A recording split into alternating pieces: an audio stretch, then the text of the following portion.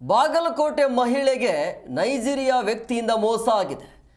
ಮದುವೆ ಆಗೋದಾಗಿ ನಂಬಿಸಿ ಲಕ್ಷಾಂತರ ರೂಪಾಯಿ ವಂಚನೆಯನ್ನು ಮಾಡಿದ್ದಾನೆ ಈತ. ಮ್ಯಾಟ್ರಿಮೋನಿಯಲ್ಲಿ ಪರಿಚಯ ಆಗ್ತಾನೆ ಈತ. ನೈಜೀರಿಯಾ ಪ್ರಜೆ ಈತ. ಈಗಾಗಲೇ ಒಂದು ಮದುವೆಯಾಗಿ ಡಿವೋರ್ಸನ್ನು ಪಡೆದಿರುವಂಥ ಮಹಿಳೆ ಆಕೆ.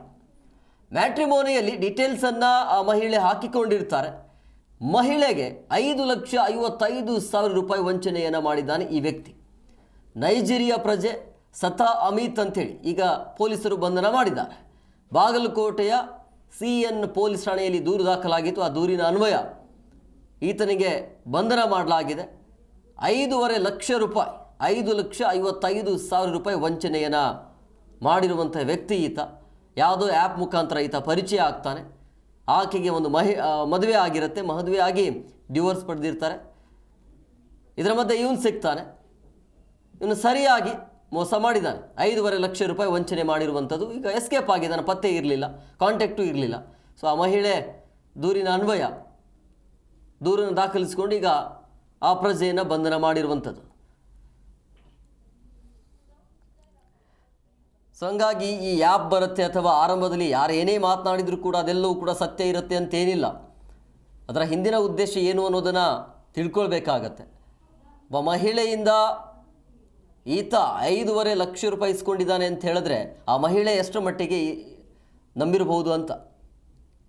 ನಂಬಿಕೆಗೆ ಈತ ಮೋಸ ಮಾಡ್ದ, ವಂಚನೆ ಮಾಡ್ದ, ಎಸ್ಕೇಪ್ ಆಗೋದಕ್ಕೆ ಪ್ರಯತ್ನ ಪಟ್ಟ. ಈಗ ಲಾಕ್ ಆಗಿದ್ದಾನೆ.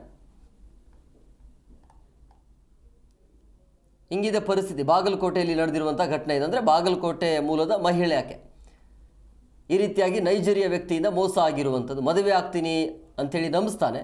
ಆದಮೇಲೆ ಓಕೆ ಅಂಥೇಳಿ ಆತ ಇವನೇನು ಹೇಳ್ತಾನೆ, ಹಾಗೆ ಪಾಪ ಮಹಿಳೆ ಕೇಳ್ಕೊಂಡಿದ್ರು, ದುಡ್ಡನ್ನು ಕೂಡ ಕೊಟ್ಟಿದ್ರು. 5,55,000 ರೂಪಾಯಿ ಅದನ್ನು ತೆಗೆದುಕೊಂಡು ಈತ ಪರಾರಿ ಆಗಿದ್ದ, ವಂಚನೆ ಮಾಡಿದ್ದಾನೆ. ಕೊನೆಗೂ ಕಾಂಟ್ಯಾಕ್ಟು ಯಾವುದು ಏನು ಇರಲಿಲ್ಲ. ಕೊನೆಗೂ ಕೂಡ ಸಿಕ್ಕಾಕಿಕೊಂಡಿದ್ದಾನೆ. ಸೊ ಬಹಳ ಅಂದರೆ ಭಾಳ ಎಚ್ಚರವನ್ನು ವಹಿಸಬೇಕಾಗತ್ತೆ ಈ ರೀತಿ ಆ್ಯಪ್ಗಳನ್ನು ಯೂಸ್ ಮಾಡೋದ್ರಿಂದ. ಅಲ್ಲಿ ಎಲ್ಲವೂ ಸತ್ಯ ಇರುತ್ತೆ ಅಂತೇನಿಲ್ಲ. ಆ್ಯಪ್ಗಳಲ್ಲಿರೋದು ಅಲ್ಲಿ ಏನೇನು ಡೀಟೇಲ್ಸ್ ಕೊಡ್ತಾರೋ ಎಷ್ಟರ ಮಟ್ಟಿಗೆ ಸತ್ಯ ಇರುತ್ತೆ.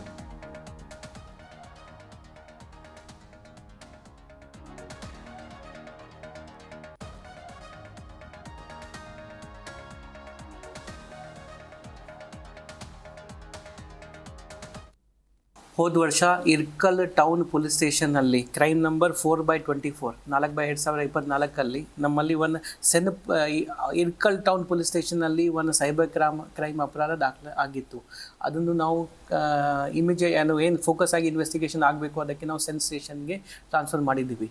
ಆ ಕೇಸಲ್ಲಿ ನಿನ್ನೆ ಸೆನ್ ಸ್ಟೇಷನ್ ಅವರು ಒಬ್ಬರು ನೈಜೀರಿಯನ್ ನ್ಯಾಷನಲ್ ಒಲಿವರ್ ಒಗುವು ಒಕಿಚು 47 ಇಯರ್ಸ್ ಅವರಿಗೆ ಅರೆಸ್ಟ್ ಮಾಡಿದ್ದೀವಿ. ಅರೆಸ್ಟ್ ಮಾಡುವಾಗ ಅವರ ಕಡೆಯಿಂದ 4 ಲ್ಯಾಪ್ಟಾಪ್, 2 ಮೊಬೈಲ್ ಮತ್ತು ಕೆಲವು ದಾಖಲಾತಿ ಸಿಕ್ಕಿದೆ. ಈ ಕೇಸಲ್ಲಿ ನಾನು ಮೋಡಸ್ ಅವೊಂದು ಯಾವ ರೀತಿ ಆಫೆನ್ಸ್ ಮಾಡ್ತಾಯಿದ್ದು ಅದ್ರ ಬಗ್ಗೆ ಹೇಳೋದು